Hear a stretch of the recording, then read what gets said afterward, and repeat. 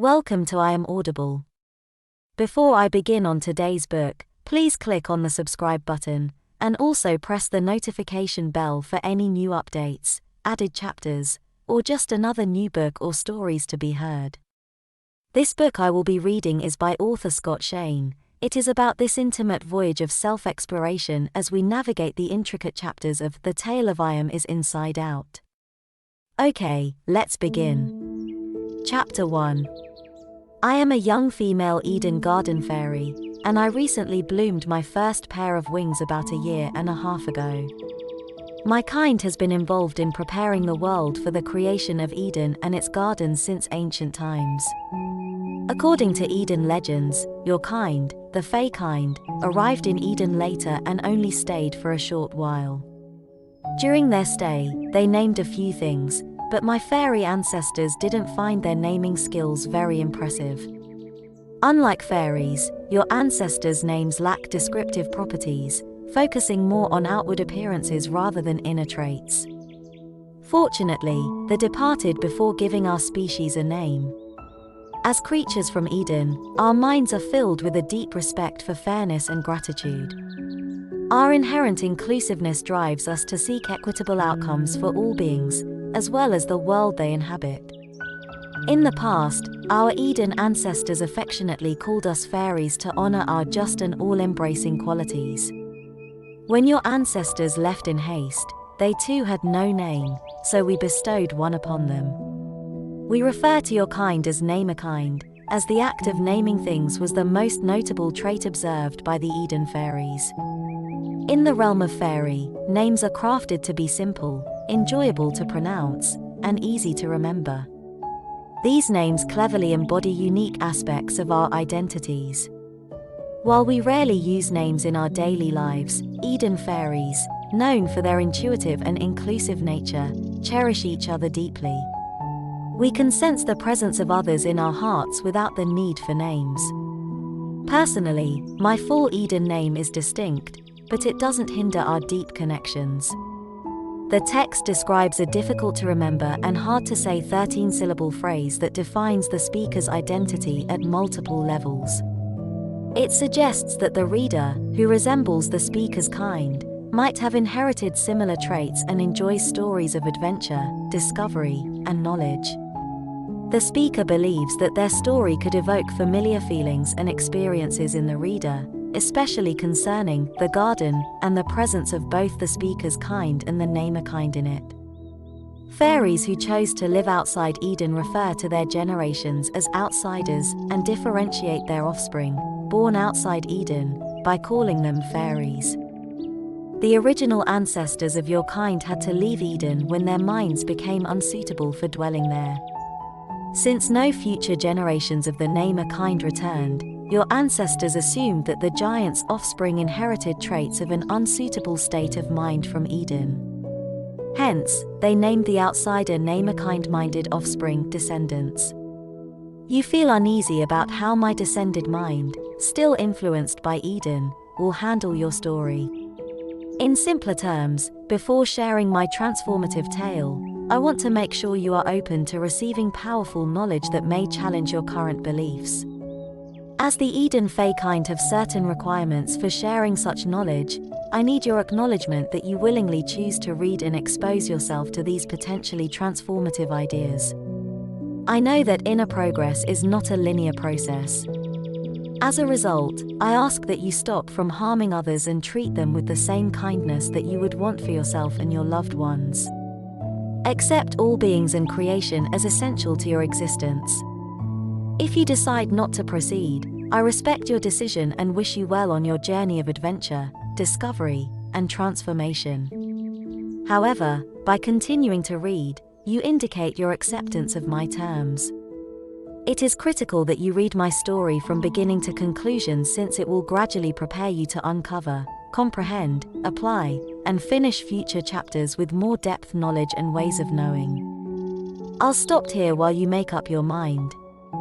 I appreciate that you've humbly accepted permission to hear my story. The day of my journey starts ordinarily. Normal for Eden Faerie kind, at least. As the first rays of dawn light met with the last moment of my dream cycle, I awake happily. You may be unfamiliar with dream cycles. They reflect units of time in our day, with 16 cycles making up an entire day.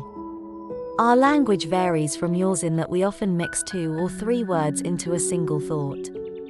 Continue to listen with me as I carefully explain these fresh terms and ideas in order to bring clarity to the proper point in my story. I believed my inner intuitive insights would shed light on what was right for me as I felt pleased joy about the day ahead. I refreshed my mind after a series of stretches to be at my best for receiving intuitive finds and having a lovely day in this beautiful world. After completing my inner work, I prepared myself for the day and quickly washed up. I couldn't stop thinking about captivating possibilities such as having deep knowledge or attracting the company of fairies with my sparkling ideas. We share moments of great excitement, brilliance, and creative ideas in Eden, where brains come together. It's thrilling to be a part of a gathering of intuitive fairies, each searching information and ideas from one another and the universe's unlimited possibilities. When a fairy is inspired, they may cast a spell that combines our various abilities and knowledge into one shared awareness, which we call as a stirring. We achieve spirited ideas, responses, and even disclose spells that bring us more closely through our mutual intuitive attraction in this paired state. When I imagined that I might have an idea, so brilliant that it attracts fairy minds to join in my stirring, my wings rustled naturally with enthusiasm. I frequently carried my cured sap water bottle with its chambers of concentrated cake colors and artwork with me. Then, if a stirring occurred, I'd be able to leave my handprint where it is happening or on something we did. As becomes accepted, all stirring participants would leave handprints. Handprint energy of appreciation and pleasure stays for generations. Eden fairies who come into touch with a stirring's handprints may intuitively feel its positive, participated in mind's extensive energy, pleased emotions, and exchanges. Eden fairies are the most sensitive of the fae kinds, because we understand that love's nature ties together while hate's nature separates, and our strong loving, inclusive, uniting desire motivates our life. From childhood, our love goes beyond ourselves to desire to know others as a part of ourselves, gaining empathy and compassion, and ultimately collapsing divisions to become intuition. Eden's people are so undoubtedly united as part of each other that no one of us is ever and I without also being a we. Eden fairies are particularly furnished to cast a stirring spell's one-mindedness union due to their sense of oneness, willingness to unite, and heightened intuitive connectivity. However, if Eden fairy intuitively mind cover them to be accepted, stirring's powerful uniting may be spelt to include non-Eden fae folk. It is stated that non-Eden, outsider fae kind can launch stirrings if they are capable of inwardly maturing sufficiently to regain their Eden-mindedness. Eden-born Aries and fae kind who have chosen to go and stay beyond Eden have returned numerous times to share their adventures and explorations.